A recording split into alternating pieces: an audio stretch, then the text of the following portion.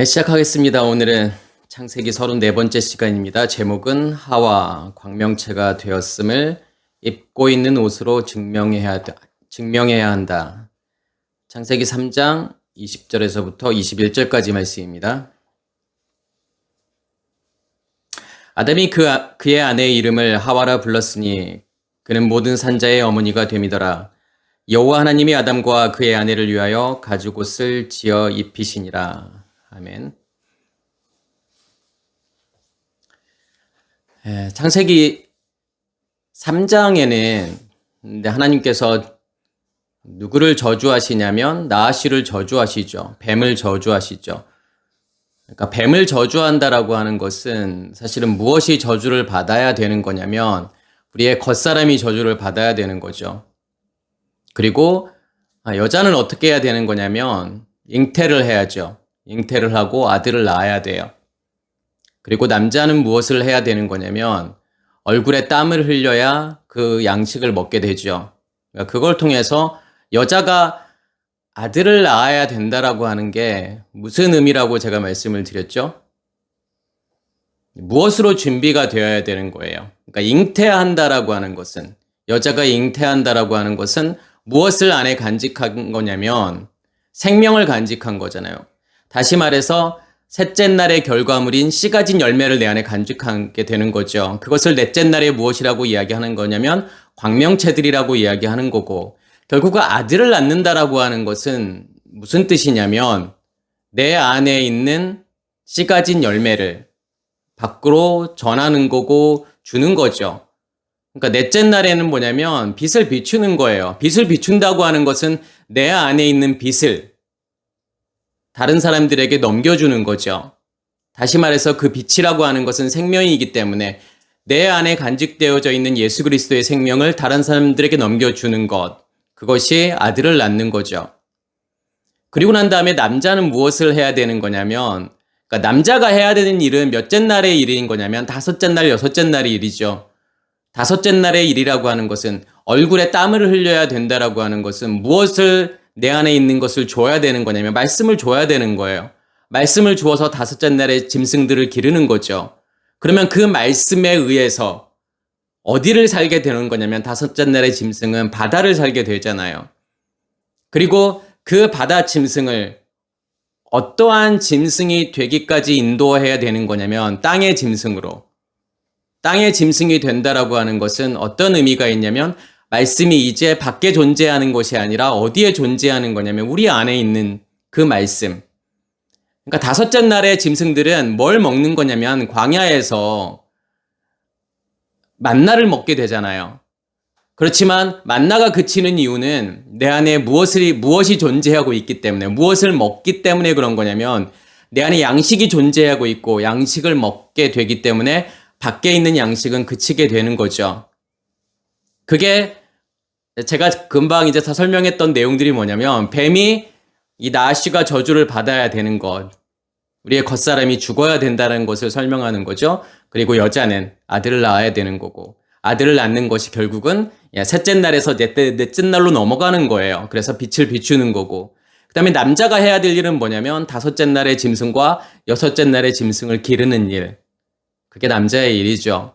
결국은 이 모든 걸 통해서 창세기 전체를 설명하는 거예요. 그것을 이해하셔야 돼요. 그래서 창세기 2장의 말씀은 무엇에 관한 거냐면 어떻게 아담이 시작이 되어서 하나님께서 어떻게 아담을 만들어 가시는지에 대한 과정이에요. 그래서 먼지로부터 시작하잖아요. 그 먼지였던 아담이 무엇이 간직하면 예수 그리스도의 생명이 빛을 간직했을 때 그게 네페시하야 생명이 되는 거고, 그렇게 되면은 무엇이 안에서 만들어지게 되는 거냐면 에덴 동산이 만들어지잖아요. 이 에덴 동산, 에덴이라고 하는 것은 결국은 둘째 날의 궁창을 이야기하는 거죠. 하늘이에요. 동산이라고 하는 것은 마른 땅, 셋째 날의 마른 땅이에요. 그렇게 내가 에덴 동산이 준비가 되면 거기에서부터 뭐가 나오는 거죠? 말씀이 나오게 되잖아요. 내 강이 나오게 되잖아요. 에덴에서 발원하여 동산을 적시고 내 근원으로 나오게 되죠. 그렇게 되었을 때 그것을 무엇이라고 이야기하는 거냐면 방언이라고 이야기하는 거잖아요. 방언이고 통변이고 예언이죠. 그걸 통해서 내가 내 안에 있는 것을 전하는 거란 말이에요. 그러니까 내가 넷째 날, 다섯째 날을 산다라고 하는 것은 뭐냐면 내 안에 있는 무엇을 주는 거냐면 쉔을 주는 거예요. 내 안에 있는 빛을 주는 거고 내 안에 있는 말씀을 주는 거란 말이에요. 그게 아담이 무엇을 기르는 거냐면 짐승에게 이름을 준다라고 하는 거예요. 그리고 난 다음에 이제 여자가 만들어졌다라고 하는 것은 씨 가진 열매잖아요. 셋째 날을 이야기하는 거예요. 그래서 우리가 이렇게 흐름을 이해하시면 이게 나아씨가 무슨 의미가 있고 여자가 무슨 의미가 있고 남자가 무슨 의미가 있는지를 알게 돼요. 그러면은 사실은 창세기 2장 3장이라고 하는 것은 무엇을 설명하는 거냐면 십계명을 설명한다라는 것도 알게 돼요. 아, 이게 살인과 간음과 도둑질의 문제구나. 2장에서는 누구의 도둑질의 문제를 드러내시는 거냐면 아담의 도둑질의 문제를 드러내시는 거예요. 그러면 셋째 날은 제가 뭐라고 그랬죠? 무엇을 드러내는 거라고 그랬죠? 여자 안에 있는 간음의 문제를 드러내시는 거예요. 너 간음한 상태야. 다시 말해서 너 안에 뭐가 있다라고 하는 거예요. 선악의 나무, 선악의 지식의 나무가 너 안에 존재하고 있어. 그래서 너는 그것을 먹을 수밖에 없는 존재야. 하나님께서 그것을 드러내는 사건이 뭐냐면 3장의 내용이에요. 그것이 있음을, 그 선악의 체계가 내 안에 존재하고 있음을 드러내시는 거죠. 사실은 뭐냐면 지지난 시간에 여자가 잉태하여 아들을 낳는다라고 하는 것이 무슨 의미가 있는지를 알게 되면 오늘 말씀은 창세기 3장 20절 말씀은 너무 당연한 거예요. 그거 설명하는 거예요, 사실은요. 왜 그러냐면 3장 20절에 보면 아담이 그의 아내의 이름을 하와라 불렀으니, 자, 우리가 아담과 그의 아내는 별개의 존재가 아니라 항상 같이 이렇게 보셔야 된다고 그랬죠. 짝으로 보셔야 돼. 짝으로 보셔야 돼요. 그래서 우리는 사실은 첫째 날부터 이 모든 과정, 7날의 창조의 모든 과정을 무엇으로 살게 되는 거냐면 아담으로 살게 돼요. 아담으로 산다라고 하는 것은 무슨 뜻이냐면 무엇이 여전히 존재하고 있는 거죠, 우리 안에요? 아파르가 존재하고 있다라는 것을 하나님께서 보여주시는 거예요. 너 안에 여전히 그 아파르가 존재하고 있어. 안개로 덮여있는 아담아로부터, 땅으로부터 나온 그 먼지, 그게 너의 진짜 모습이야. 그 어두움이, 그 선악의 체계가 여전히 너희 안에 존재하고 있어라는 것을 보여주는 거예요.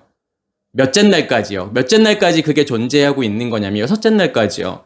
그래서 하나님께서 6째 날에 진짜 아담을 만드시는 거예요. 누구와 연합된, 그리스도와 온전히 연합된 아담을 만들어 가시는 거죠. 그래서 오늘도 이 아담이라는 걸 통해서 아담이 누구에게 지금 이름을 주는 거냐면 그의 아내에게 이름을 주는 거예요. 그 말은 무슨 말이냐면 스스로 자신의 어떤 존재를 이렇게 의미를 부여하는 거예요, 사실은요. 확증하는 거예요. 어떠한 이름을 주는 거냐면 하와라는 이름을 주잖아요. 하바죠.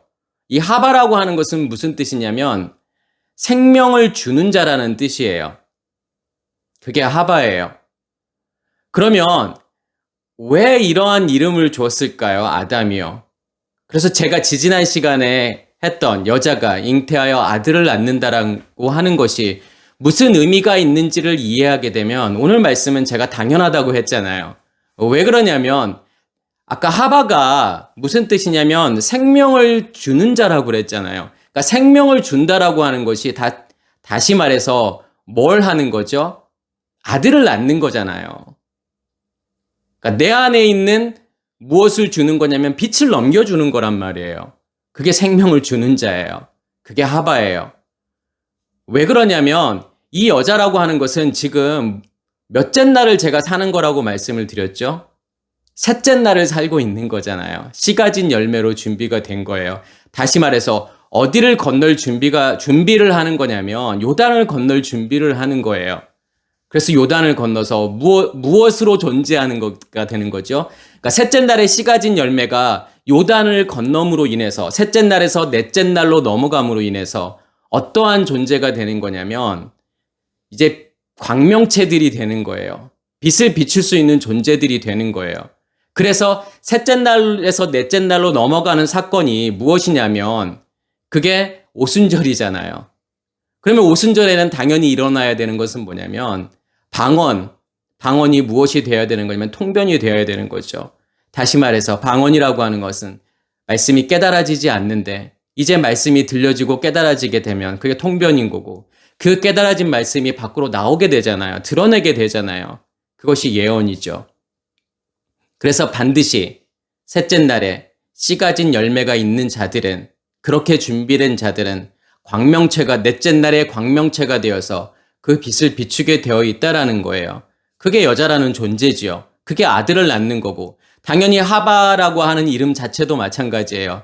무엇을 주는 자냐면 그 생명을 주는 자잖아요. 그래서 그는 모든 산자의 어머니가 됨이라.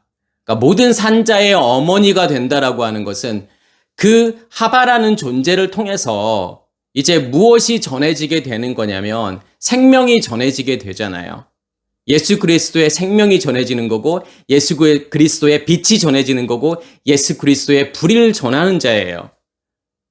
그래서 무엇을 하는 거냐면 생명을 살리는 역할을 하게 되죠. 그래서 제가 넷째 날에는 광명체들이 나오고 무엇이 나오냐면 별들이 나오잖아요. 그러니까 별들이라고 하는 것은 코카빔이죠. 이 코카빔이라고 하는 것은 뭐냐면 띠로 연결이 되어 있다라는 뜻이에요. 왜 띠로 연결이 되어 있는 거냐면 내 안에 빛는 빛을 다른 사람들에게 넘겨줘서 그 사람 안에서도 무엇이 존재하게 되는 거예요. 빛이 존재하게 되는 거잖아요. 불이 존재하게 되는 거고 생명이 존재하게 되는 거고 그러면 그 사람들과 저는 무엇으로 연결이 되는 거냐면 띠로 연결이 되잖아요. 그래서 무엇이 되는 거냐면 별들이 되는 거죠. 코카빔이 되는 거예요. 그래서 여기에서 어머니라는 단어가 나오는데 이게 M이라는 단어가 나오죠. 근데 이 M은 결국은 무엇을 이야기하는 거예요? 무엇이 어머니죠? 어머니라고 하는 것은 무엇을 품은 상태예요, 결국은요. 생명을 품은 상태잖아요. 잉태하는 존재잖아요. 그리고 무엇을 해야 되는 거냐면 아들을 낳아야 되는 존재잖아요. 그래서 여기서 나오는 M이라고 하는 단어는 어머니라고 하는 단어는 결국은 셋째 날에 씨 가진 열매를 이야기하는 거고 넷째 날에 무엇을 이야기하는 거냐면 광명체들을 이야기하죠. 그래서 20절의 말씀은 사실은 지지난주에 설교했던 내용과 같은 거예요. 그래서 보라 처녀가 잉태하여 아들을 낳을 것이요 이름을 임마누엘이라 하라. 그러한 일들이 우리 안에서 이루어져야 된다라는 거예요. 내가 그 임마누엘이라는 이름을 받기 위해서는 반드시 어디를 건너야 되는 거냐면 요단을 건너야 되는 거예요. 아들을 낳아야 되는 거죠. 그렇게 되었을 때 임마누엘, 하나님께서 우리와 함께 계시다. 함께 계시다라는 증거예요. 진짜 그 생명이 내 안에 존재하고 있는 생명이 다른 사람 안에도 나를 통해서 넘겨받은 그 사람 안에도 여전히 존재하고 있구나. 그 빛이 존재하고 있구나. 그걸 통해서 뭘 확인하는 거냐면 그래 하나님께서 내 안에 계시는 게 확실하다라는 거예요. 분명하다라는 거예요. 그것으로 증명해야 되는 거죠. 하나님께서 나와 함께 하심을요. 그냥 자기 암시가 아니에요. 내가 예수 믿으니까, 내가 교회 다니니까, 내가 열심히 신앙생활 하고 있으니까 하나님께서 나와 함께 하시겠지. 내가 죽으면 천국 가겠지. 그런 게 아니라는 거예요. 그런 자기 확신이 아니라니까요. 무엇을 통해서 증명하셔야 되는 거냐면 내 안에 가지고 있는 씨 가진 열매가 그 열매를 다른 사람들에게 줌으로 증명하셔야 돼요. 그 빛을 세상을 향해서 비춤으로 증명하셔야 돼요. 어떠한 상태임을요. 하나님께서 나와 함께 하심을요.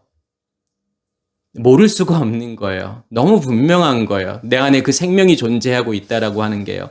내 안에 그 빛이 존재하고 있고 그 불이 존재하고 있다라는 게 너무 명확하고 그리고 내가 내 안에 있는 것을 넘겨줌으로 또 확실히 증명이 되는 거예요. 하나님께서 내 안에서 일하고 계시는 하나님께서 그 사람 안에서도 여전히 일하고 계시는구나.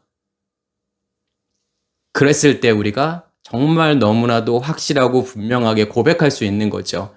임마누엘이라고요. 그래서 임마누엘이라고 하는 이 단어도 아무나 고백할 수 있는 단어가 아니에요. 어떠한 사람들이 할 수 있는 고백인 거냐면 내 안에 실제로 그러한 일들이 일어나고 있을 때, 내가 요단을 건넜을 때 그 말을 할 수 있는 거예요. 그러면서 3장 21절에 보면 여호와 하나님이 아담과 그의 아내를 위하여 가죽옷을 지어 입히시니라. 이제 여기서 가죽옷이 나오잖아요. 근데 이 옷이라는 단어가 케토네트라는 단어가 쓰여지는데, 이 케토네트는 사실은 뭐냐면 속옷이라는 뜻이에요. 그러니까 가죽 속옷이죠. 그러면 뭐가 속옷이 되는 걸까요?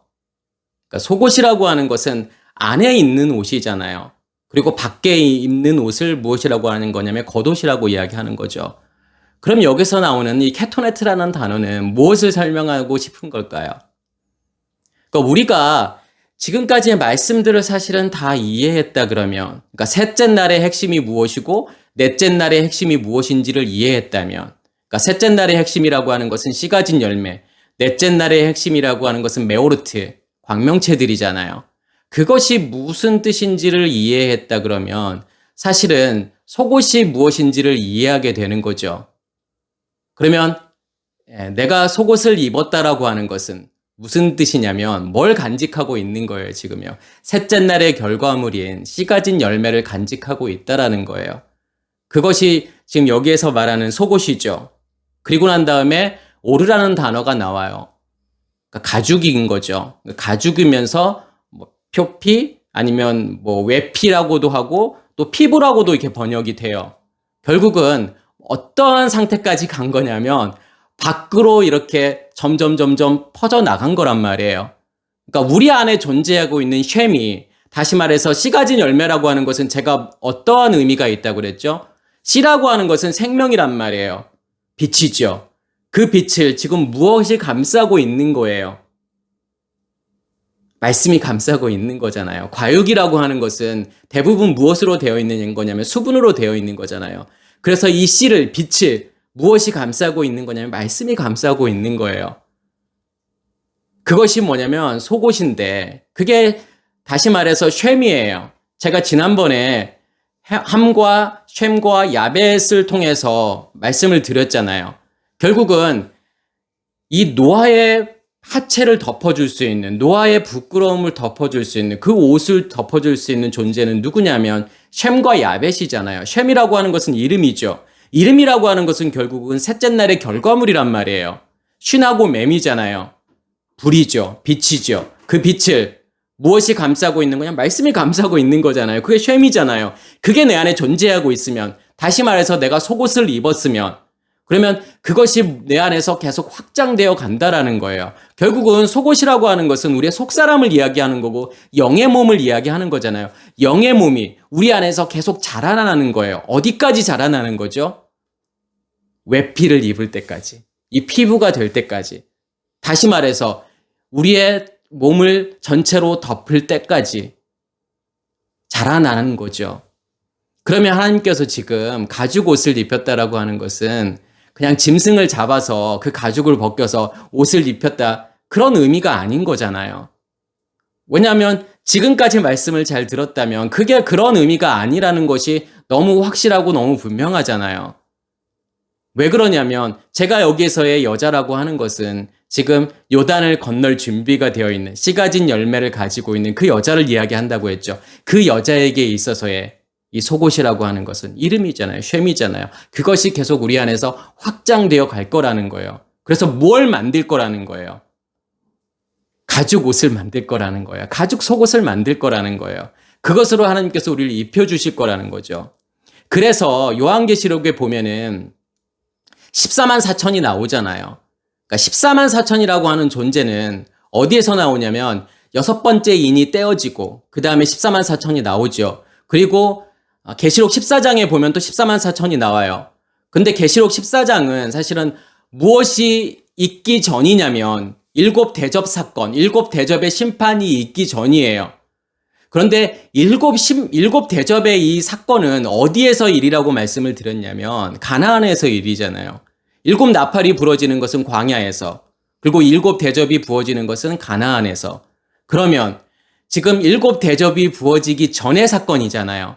거기에서의 14만 4천이라고 하는 의미는 어떠한 자들을 이야기하는 거예요? 이제 요단을 건널 준비가 된 자들, 그들이 14만 4천인 거예요. 그래서 그들을 무엇이라고 이야기하는 거냐면 흰옷을 입고 있는 큰 무리, 셀 수 없이 많은 무리라고 이야기하는 거예요. 다시 말해서 많은 말씀이잖아요. 무엇을 입고 있다고 했죠? 흰옷을 입고 있잖아요. 흰옷을 입고 있다라고 하는 것은 무엇이 확장이 된 거냐면 하나님의 말씀이요. 하나님의 의식이요. 나를 덮어버리는 거예요. 그렇게 되었을 때 내가 뭐라고 이야기할 수 있는 거냐면 이제 요단을 건넜음을 알게 돼요. 그러니까 스스로 알게 돼요. 아, 내가 이제 옷 입었구나. 내가 옷을 입어서 이제 요단을 건널 준비가 되었구나.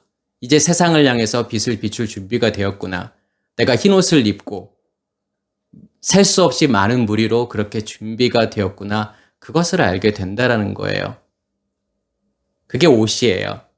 그래서 이 옷을 또 잘 설명할 수 있는 그 말씀이 어디냐면 마태복음 22장에 예수님께서 천국 비유를 말씀하시잖아요.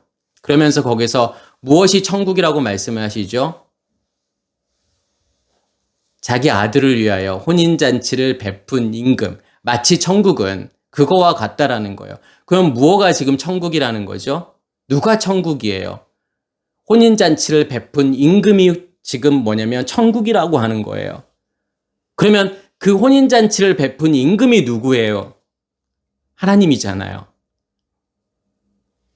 예수 그리스도지요. 거기에서요. 무엇을 위해서 지금 혼인잔치를 베푸는 거죠? 그 임금이요. 왕이요. 내 안에 있는 천국을 넘겨주기 위해서 무엇을 베푸는 거예요? 혼인잔치라고 하는 것을 베푸는 거란 말이에요. 그러면 혼인잔치라는 걸 통해서 지금 무엇이 이루어지게 만드는 거냐면 그 천국이 이루어지게 만드는 거예요. 예수 그리스도 안에 간직되어져 있는 천국을 혼인잔치라는 걸 통해서 넘겨주시겠다라는 거죠. 그러면 혼인잔치는 뭐가 될까요? 거기서 어떠한 일들이 일어나는 거죠, 결국은요? 예수의 십자가의 죽음과 부활 사건이 일어나는 거죠. 그 예수의 십자가와 부활 사건이 일어나는 곳이 뭐냐면 성전이잖아요.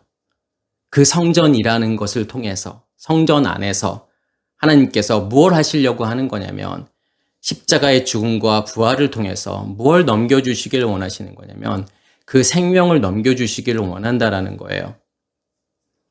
그래서 혼인잔치에 첫 번째 초청을 했는데 첫 번째 초청한 사람들은 오나요? 오지 않나요? 그들은 오지 않잖아요. 무엇하러 가죠? 밭으로 가잖아요. 장사하러 가잖아요. 그러니까 밭으로 간다라고 하는 것은 이 밭이라고 하는 것은 사대를 의미하는 거고 사대라고 하는 것은 뭐냐면 성전 뜰이에요. 그냥 뜰에만 머물러 있는 거예요.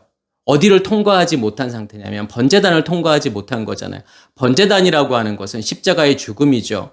십자가의 죽음을 죽지 않고 어디에만 그냥 있는 사람들이냐면 성전 뜰에만 존재하고 있는 사람들이에요. 여전히 무엇 가운데 있는 사람들인 거냐면 율법 가운데 있는 사람들인 거죠. 그들에게 있어서의 이 혼인잔치라고 하는 것은 그들에게 있어서는 그렇게 가치 있는 일이 아닌 거예요. 그렇기 때문에 그들은 어떻게 되는 거죠? 그들은 죽어야 되는 거잖아요. 첫 번째 청한 사람들은 죽어야 돼요. 그리고 난 다음에 다시 청한 사람들이, 두 번째 청한 사람들이 어디 안으로 들어오게 되죠? 혼인잔치 안으로 들어오게 되잖아요. 그 사람들은요, 그 첫 번째 사람들이 죽었다라고 하는 것, 그 죽음이라고 하는 걸 통해서 이제 어디에 초청을 받게 되는 거예요? 혼인잔치에 들어오게 되는 거잖아요. 다시 말해서 어디 안으로 들어오게 되는 거죠? 성전 안으로 들어가게 되는 거잖아요. 그래서 첫 번째 청함 받은 사람들은 반드시 죽어야 돼요. 그래서 이게 마태복음 22장에 나오는 비유인데 그 전에 나오는 비유하고 지금 같은 내용이에요. 그 전에 어떤 비유가 나오죠? 주인이 포도원을 만들잖아요. 근데 첫 번째 농부를 통해서는 무엇을 받지 못하게 되죠? 열매를 받지 못하게 되잖아요. 그러면 누구를 통해서요? 열매를 바칠 만한 다른 농부를 통해서 열매를 받게 되는 거잖아요.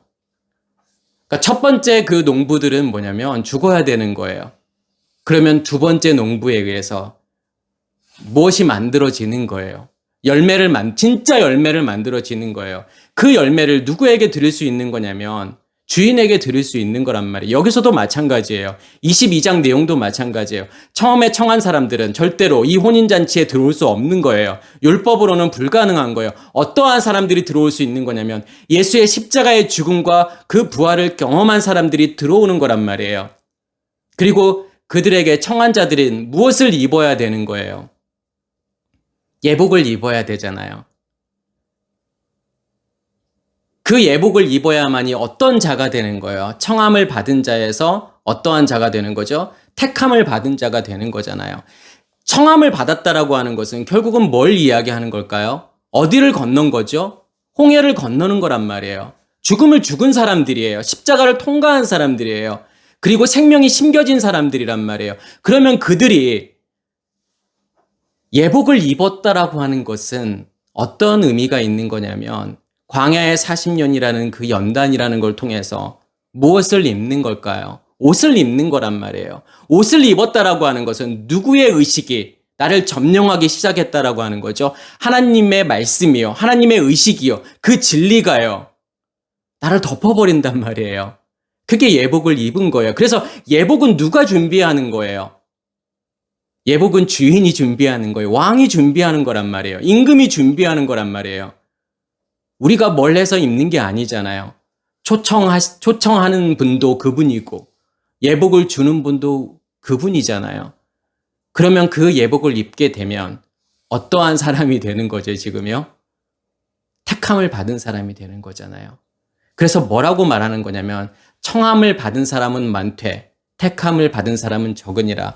이게 단순히 어떤 숫자를 말하는 게 아니에요. 하나님께서 많이 초청했는데 그럼에도 불구하고 구원받는 사람은 얼마 안 돼. 적은 숫자야.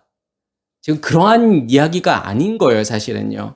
왜냐하면 청함이나 택함이나 누가 하시는 거예요, 사실은요. 하나님이 하시는 거잖아요. 청함을 받았다라고 하는 것은 무엇이 시작이 된 거지, 우리 안에서요? 하나님의 시간이 시작이 된 거잖아요. 태초가 우리 안에 시작이 된 거잖아요. 그 베레시트가요. 그러면 우리 안에 무엇이 어떠한 상태로 시작이 되는 거냐면 욤이 시작이 된 거란 말이에요. 낫이잖아요. 그 낫이 시작이 된 거란 말이에요. 무엇을 간직했기 때문에요? 핏을 간직하고 있기 때문에요. 그런 자들을 하나님께서는 반드시 옷 입혀서 택한 존재로 만드실 거라는 거예요. 그렇지만 그러한 과정 가운데에서 어떠한 일들이 일어날 거냐면 무엇이 죽어야 되는 거예요? 우리의 겉사람이 죽어야 되는 거잖아요. 우리 안에 있는 그 선악의 나무가 다 드러나야 되는 거잖아요. 다 드러내실 거라는 거잖아요. 그렇기 때문에 청함을 받은 사람 그 상태에서는 많은 거예요. 뭐가 많은 거예요? 우리의 겉사람이요. 옛 의식이요. 많이 존재하고 있는 거예요. 그렇지만 그게 계속 없어지고 사라지고 없어지고 그러한 과정들을 통해서 뭘 받는 거예요? 택함을 받는 거잖아요. 60만에 그 1세대가 다 죽어야 되는 거잖아요. 그래야만이 60만의 2세대가 요단을 건너가는 거예요. 우리의 겉사람이 죽어야 되는 거예요. 그래서 청함을 받은 자는 많되 택함을 받는 자는 적다라고 하는 것이 그런 의미예요. 그래서 구원으로 인도하는 문은 넓은 문이 아니라 좁은 문이라고 하는 의미는 뭐냐면 내가 죽어야만이 들어갈 수 있는 문이기 때문에 좁은 문인 거예요. 내 겉사람이 살아있어서는, 내 겉사람이 존재하고 있어서는 들어갈 수 없는 거예요. 그래서 그 문은 좁은 거예요. 들어가려고 하는 사람이 많지 않은 거예요. 어떻게 돼야 되니까요? 죽어야 되니까요. 죽지 않으면 못 들어가니까요. 지금 이 비유를 통해서 하나님께서 말씀하시는 것은 뭐냐면 그 옷을 입으라는 거예요. 하나님께서 그 옷을 입혀주시겠다라는 거예요. 무엇이 되게 하기 위해서요? 그 택함을 받고 택함을 받았다라고 하는 것은 제가 아까 말씀드렸던 것처럼 어떠한 존재가 되는 거냐면 14만 4천의 존재가 되는 거예요. 사실은 그와 같은 내용이 뭐냐면 마태복음 5장 40절에 나오는 거예요. 그러니까 산상수훈이죠. 거기서 어떤 내용이 나오냐면 너를 고발하여 속옷을 가지고자 하는 자에게 겉옷까지도 가지게 하며 여기서 속옷이라는 단어가 나오잖아요. 케토네트예요. 아까 창세기 3장 21장에 나오는 그 단어란 말이에요. 그러면 지금 여기에서 나오는 5장 40절에 나오는 그 내용은 어떤 내용이냐면 이에는 이, 눈에는 눈. 그러니까 그 말이 무슨 말인지를 사실은 이해해야 되는 거예요. 그러니까 눈 대신에 눈인 거고 이빨 대신에 이빨이라는 거예요. 그러니까 누가 나의 눈을 상하게 했으면 그거에 대한 보상을 받아야 되는 거예요. 무엇으로 보상을 받아야 되는 거냐면 눈으로 보상을 받아야 돼요. 누가 나의 이빨을 상하게 했으면 무엇으로 보상을 받아야 되냐면 이빨로 보상을 받아야 돼요. 그 말은 무슨 말이냐면 하나님께서 내가 너의 눈을 상하게 할 거야. 왜요?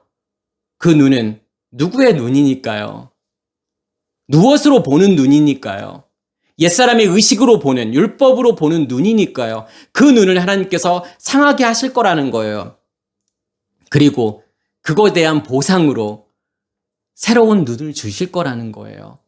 진짜를 볼 수 있는 눈이요. 하나님의 의식으로 볼 수 있는 눈이요. 하나님의 의식으로 나를 볼 수 있고 세상을 볼 수 있는 그 눈을 주시겠다라는 거예요. 이빨도 마찬가지예요. 하나님께서 전체를, 우리의 모든 것을 다 새 것으로 주시겠다라고 하는 거잖아요. 그래서 원수 사랑이라고 하는 것은 먼저는 누가 원수예요?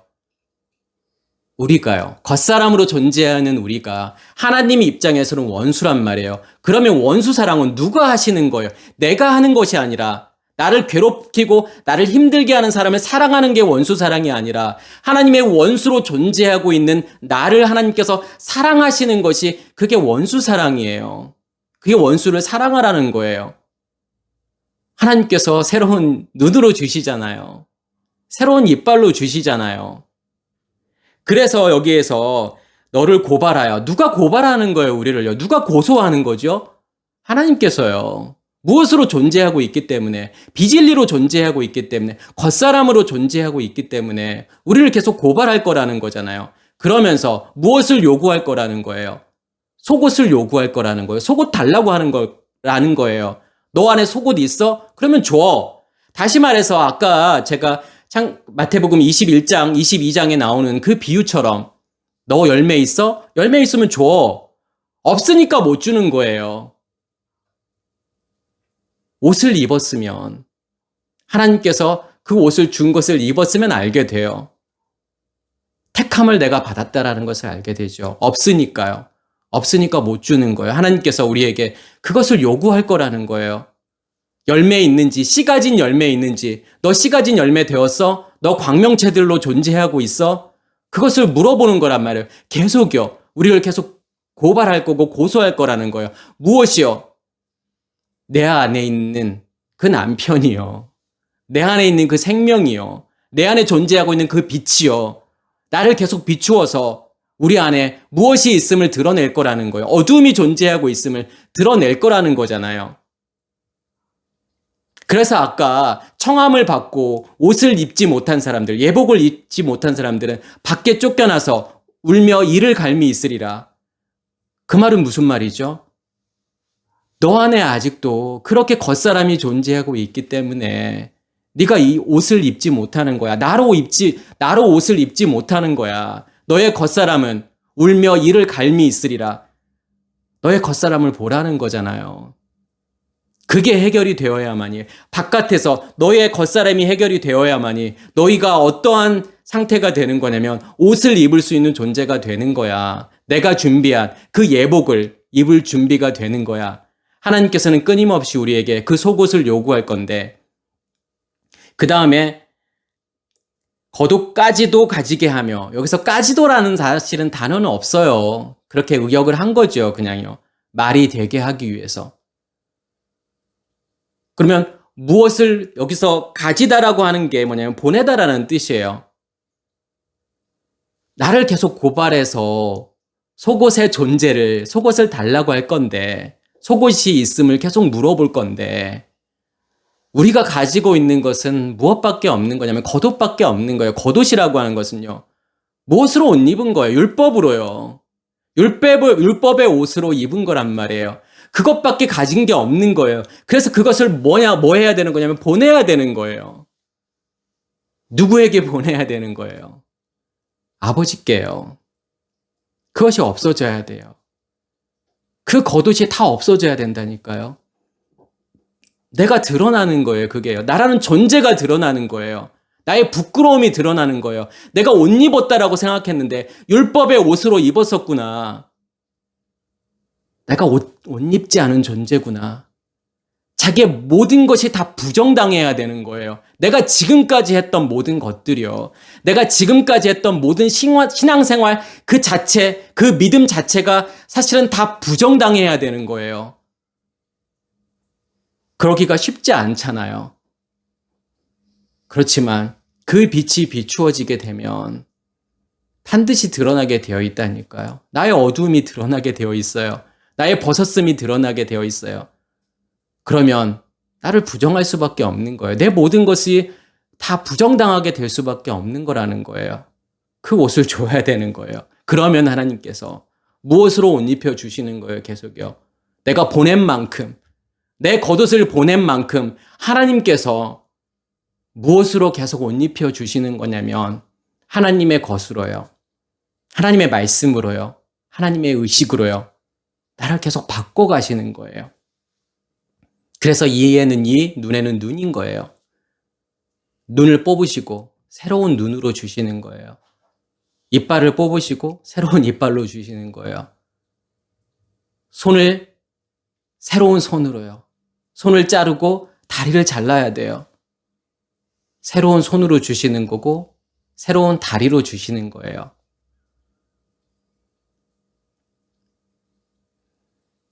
그게 마태복음 5장 40절의 말씀이에요. 그러니까 하나님께서 우리에게 어떻게 하시는 거냐면 가죽 옷을 입히시는 거예요. 가죽 옷을 주시고 그것으로 입히신다라고 하는 것은 라바시잖아요. 라바시라고 하는 것은 뭐냐면 덮어버리는 거예요. 하나님의 것으로요. 하나님의 의식으로요. 하나님의 말씀으로 나를 완전히 덮어버리는 거예요. 정말 그러한 상태가 우리 안에서 이루어지고 있는지를 스스로 보셔야 되는 거예요. 스스로 확증하셔야 되는 거예요. 정말 내가 옷 입었는지, 내가 무엇으로 옷 입었는지, 내가 율법으로, 내 옛 의식의 상태로 그것으로 내가 옷 입었는지, 선악의 나무로 그것으로 열매 맺고 있는 건지, 아니면 정말 내 안에 생명나무가 존재하고 있어서, 다시 말해서 생명나무라고 하는 것은 뭐냐면 생명이 있는 거야. 빛이 존재하고 있는 거예요. 예수 그리스도의 생명이 존재하고 있는 거예요. 그게 나무가 된다라고 하는 것은 씨 가진 열매가 존재하는 거잖아요. 근데 가진 자들은 알아요. 내가 그것으로 그 빛이 나를 덮고 있다라고 하는 것이요. 그 불이 나를 덮고 있다라고 하는 것이요. 가면 갈수록 더 선명해지고 더 분명해지니까요. 그렇게 내가 경험되어지는 내 모든 것으로 사실은 경험되어지는 거죠. 내 감각으로도요. 내 지식으로도요. 이 생각이라는 경험을 통해서도 하나님을 경험하게 하시는 거죠. 그리고 하나님께서 주신 내 모든 것으로 하나님 자신을 경험하게 하신단 말이에요. 그리고 계속 확증해 나가시는 거예요. 무엇으로 확증해 나가시는 거죠? 그 모든 것으로 확증해 나가시는 거예요. 어떠한 상태임을, 내가 어떠한 상태임을요. 내가 옷 입었음을요. 그러면 뭐냐면 진짜 분명해져요. 너무 확실해져요. 내가 이제 옷 입었고 내가 요단을 건널 준비가 되었구나. 그리고 내가 이제 요단을 건너서 그 생명을 주는 존재가 되었구나. 어머니가 되었구나. 아들을 낳는 존재가 되었구나. 모든 산자의 어머니로 내가 존재하고 있구나. 그것을 알게 된다는 거예요. 다음 시간 말씀은 뭐냐면 이제 창세기 3장 마지막 시간인데 그 상태가 뭐냐면 이제 에덴을 떠난다라고 하는 거예요. 요단을 건넜다라고 하는 것은 누가 없어지는 거냐면 모세가 없어지는 거예요. 만나가 그치는 사건이에요. 예수의 떠나가심이에요.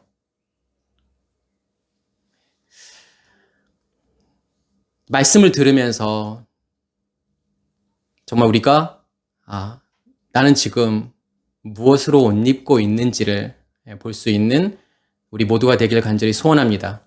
말씀을 마치겠습니다.